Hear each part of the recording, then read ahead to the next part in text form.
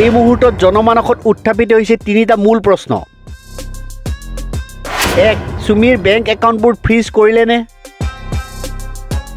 2. গুৱাহাটী, ডিব্ৰুগড় আৰু অন্য ঠাইত থকা সম্পত্তিবোৰ জব্দ হ'লনে?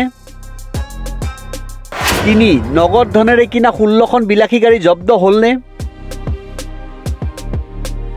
নে এই সকলোবোৰ সুৰক্ষিতভাৱে তেওঁলোকৰ হৈ থকাৰ প্ৰতিশ্ৰুতি দিয়াৰ পিছতহে আত্মসমৰ্পণ কৰিবলৈ ৰাজি হৈছে সুমি?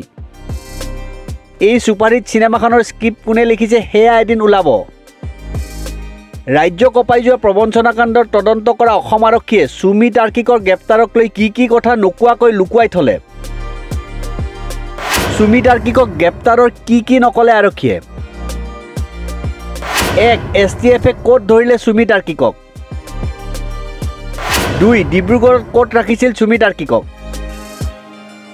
3. 10 দিনে ক'ত লুকুৱাই ৰাখিছিল সুমি আৰু তাৰ্কিকক? 4. কেতিয়া আৰক্ষীক যোগাযোগ কৰিছিল দুইজনে?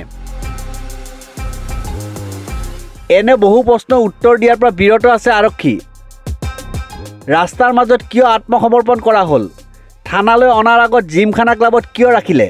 সুমি তাৰ্কিকক বিশেষ আতিথ্য কিয়?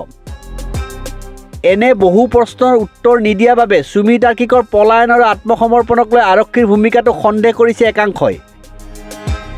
যিয়েই নহওক, এটা কথা স্পষ্ট যে সুমিৰ পলায়ন আৰু আত্মসমৰ্পণৰ স্ক্ৰিপ্টত ৰাইটাৰজন সঁচাকৈয়ে বিচক্ষণ লোক।